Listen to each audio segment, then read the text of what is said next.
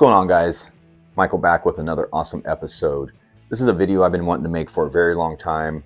It might be long and drawn out because there's a lot to go over, but in today's video we're doing a complete walk around my custom Unimog crawler. This is based on the TRX6 traxxas platform, and I've done a lot of work to this thing to get it to where it is today. It's still not 100% finished.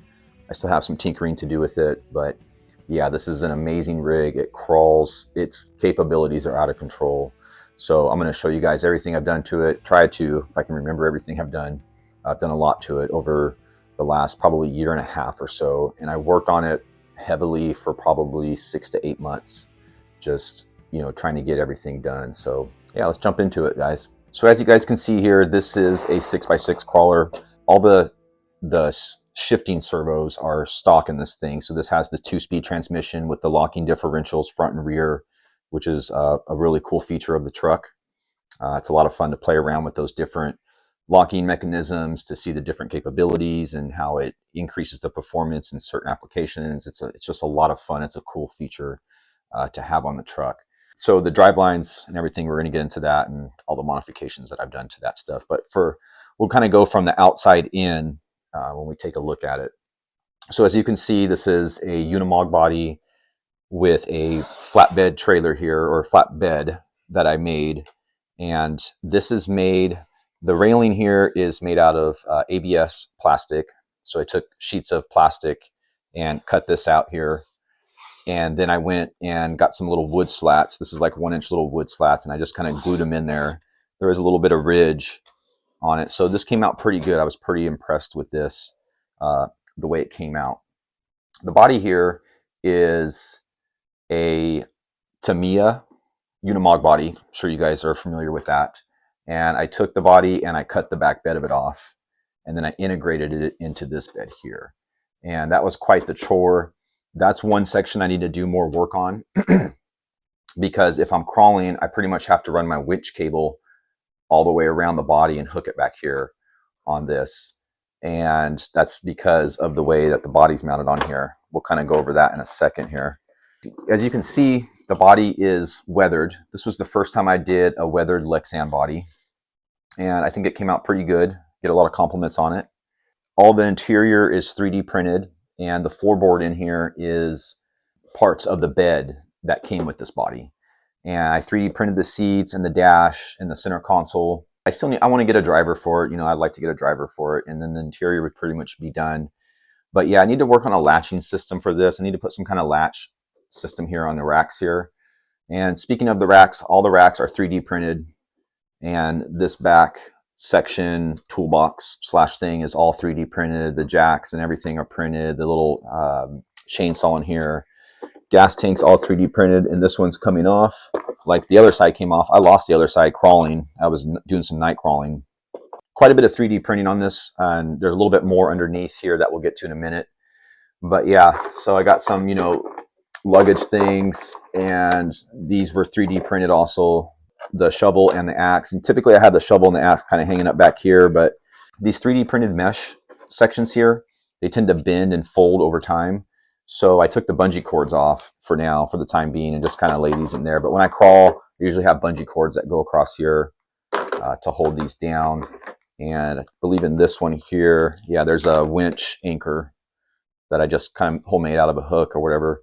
That's because it has a functional winch on the front, which we'll take a look at here in a sec.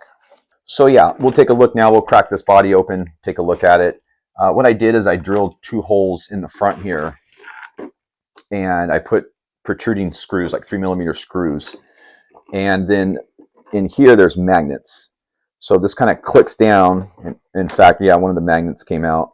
I have issues sometimes keeping these magnets in here. They're epoxied into this 3D printed material, and sometimes they pop out or whatever, but that's a pretty good solid click when it goes on. But if you're getting into some hardcore crawling, this will pop up. And so yeah, there's that. So we just pull this bumper out a little bit in the front and then take this off. And that'll bring me to the next area that I'm trying to work on, because this rig has a lot of lights on it. So these headlights are working headlights, and then there's light bars up here on the rack up here. And so what I did is I 3D printed this this little magnet thing here with the prongs to run the lighting system, and it kind of connects here on top of the motor. It's not that reliable. It works sometimes, and then sometimes when you're crawling and it's twisting and flexing, the lights will start flickering and that kind of thing. So I'm going to just do a straight connection with the wire and just kind of ditch that idea. And so that's pretty much, you know, get the interior finished up with the driver, maybe some gear shifts, fix the lighting connector here, and then figure out a latching system for this. And that'll probably be the end of it. So the way this goes on, it's just Velcro.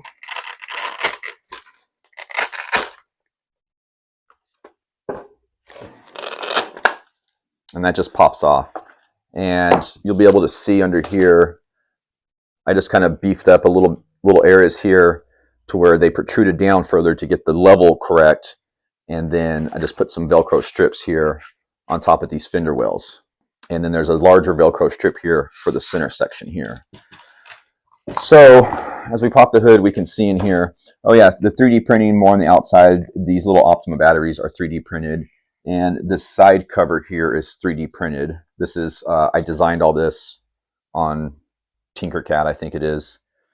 And that came out pretty good. I designed this piece here. It's kind of printed in a funky color. It doesn't really show when the body's on or whatever. This is the first 3D printed part that I designed, that I printed, so I was kind of proud of it. I just kept it. So what this little bridge thing is this holds the sound system. Okay, so this car has the sound system in it, and it's wrapped in a balloons to help with waterproofing. And I've ran this. This car is a little dirty right now, as you guys can tell. I ran this car in the deep snow when we had our last snowstorm, and that was a blast. And everything kept working. Everything was fine. So that balloon system here worked out, which is pretty good. So, and like I said earlier, I have all the stock servos for the shifting, the 2-speed transmission, and for unlocking and locking the differentials in the front. And as we make our way forward up here, so the wiring on this is kind of insane because there's a lot going on here. So there's the fans, there's all the lighting system, there's all the servos, there's a BEC in here, there is a Bluetooth module for the Castle system. So I'm running the Castle Cobra ESC, and I have a race spec motor in here right now. This is something I'm not really excited about. I want to go with the Fusion. I really want that because then I can get this speed control out of here and get it back in one of my buggies where it should be. But this speed control is great for rock crawling. It does work really well. The only issue I have, this is a censored setup. You have to reverse the motor because of the portals. And so you don't get, when I first got, I went through hell trying to get this program. I tried every other avenue. The only way that you can really do this is if you switch the wires around in the censored cable. And I don't really want to mess with that. I don't want to mess something up. Yeah, we just basically run it in reverse. So I had to really tune down the reverse side because it was a lot faster in reverse. And on top of that, I think it's a little bit smoother taking off in reverse because it's thinking that that's the forward. And I don't know, that's just my forward thinking. So, but yeah, you can totally run this speed control. It's got drag brake, all that good stuff for crawling and whatnot. Like I said, this is just a stock spec motor, 21 turn, I believe. That's just getting the job done for now. And I believe it's on a 9-tooth pinion. I think it's the smallest pinion you can put in here. And this car rips. And I have some cooling fans on it in a heat sink, you know, just for extra protection and whatnot. Moving forward up to the servo up here, this is an Endura servo. It's a 35 kilograms servo. This servo is awesome. I've never had a problem with this servo, and I run the same servo in my armor car, my 8-scale buggy. I'm running it on 8.5 volts. And it's a monster of a servo. It is a monster of a servo on 8.5 volts. It's really, really nice. It's way too fast for a crawler, but it's got that torque. It's got that, there's been a handful of times that I've bound the servo up and it wouldn't move. Going forward, we have the winch. This is just a traxxas winch. And the cool thing about this winch is when I bought this crawler, they had some kind of special going to where you could get a free winch, or you could get, I don't know, there was something else. It was a winch or like $50 credit, or I don't know. There was some kind of weird deal. And I didn't know about it when I bought the truck. I went to the hobby store and I was like, hey, I'm supposed to get a free winch because I bought the truck and everything. And they're like, oh, they discontinued that. And I was like, well, I was just looking at it yesterday. And he's going, yeah, like they just discontinued it today. And I was like, no way. Anyways, good hobby shop. Too bad they're not in business anymore. They ended up giving me the winch for free. I have the traxxas winch and I have the module for the remote control on it. I just have it servo taped to the top of my controller so I can control the winch through that. The winch is very powerful. It is fully functional. It really works, and it really winches you out of situations like if you were getting stuck or whatever. It's a lot of fun to play with and that kind of thing. I actually have another winch too that I might mount back here. A buddy of mine gave it to me, so I might put a winch on the bed. So yeah, sound system, stock shifting servos, awesome budget steering servo up front. You're never going to have to worry about any steering issues or anything like that. Got the winch. And as you guys can see, obviously the battery tray back here is moved. And I'm running this battery tray right here, and a little 3-cell 3000 fits perfect right here. And that's ideal. Little 3-cell up here. I get, if I'm just doing some crawling, like just some basic crawling, I can get at least an hour of crawl time off that little battery up here. As you guys can see, all these wires back here too, wires everywhere. It's got the rock lights, so all the lights for the fender wells light up on top of the lights that are in here. And it's got some tail lights in the back too that I put here, kind of just tucked in there and hot glued them in. So that's pretty cool. And if we flip this around, you can see here, I got these 2 boxes. Now these are just, boxes I found off Amazon, and they are hiding most of the electronics, like the receiver, the Bluetooth module, and one of the sides has the BEC in it.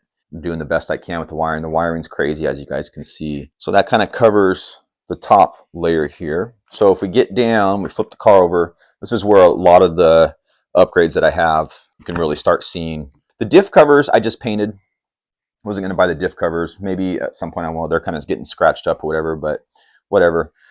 Let's see. So the brand on this has been so long since I bought these. It says AMK. So what I did is, you go on Amazon, and I don't know if it's like this now because I haven't looked in about a year or so, but all the upgrade kits that you could find, as far as the brass, portals and all that stuff goes, was all for the TRX4. So it's like, to get a set, you would have to buy, just for 2 axles, and then you'd have to get the rest for the 6th axle. So what I ended up doing is I ended up contacting one of the sellers, and I said, hey, can you guys sell me a set, like a 6x6 set? And I got another killer deal on this too, because I got all 6 axles done up for right at around $100. And that may have been a mistake on their part. I'm not 100% sure. Typically just for 4 axles, it was around $100, but I got all 6. And what that includes is it includes the hub or the caster block on the outside, and it includes the hub where the portal is, and then it includes the disc brakes too. And it just makes the axles look good. You can kind of see the disc brakes through the wheels, and it adds weight. So the brass adds a lot of weight lower down where you need it on the axles. Really, I think helps out with stability, especially on side hilling and that kind of thing. You can go a little bit further on the axles. They do make more brass fittings for the axles. And then of course you can just get a whole brass axle or whole metal axle. I don't think I'm going to be really going that far. I have the Injora drive shafts, and these drive shafts are awesome. You don't have to worry about snapping drive shafts. I know this does come with metal ones, but I like the aluminum looking ones. It kind of gives it more of a scale look. It's kind of cool. What I did up front too internally is I did get the hardened steel out drives, or the splines or whatever they are, for the portals. I've heard of some people breaking those. I've never broke one, but I kind of upgraded those right out of the gate. Kind of trim the exhaust here. I like the exhaust, I like the way it looks as far as the scale appearance, but they get hung up on everything, and they still get hung up on everything. But I kind of want to keep that just for looks, The wheels, as you guys can see, are stock, and so are the shocks. The wheels are kind of a weird size on this crawler.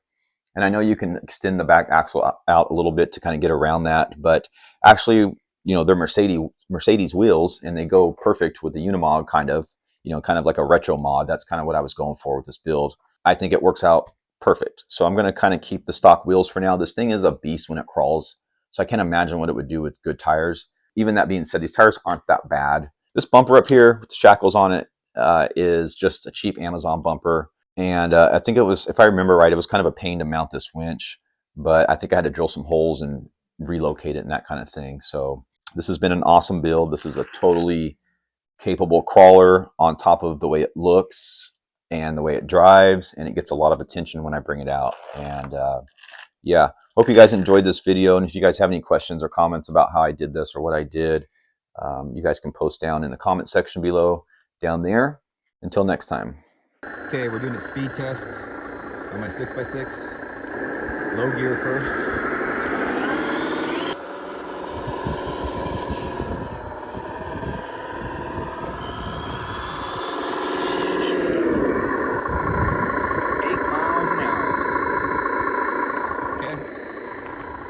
Now we're going to go to high gear.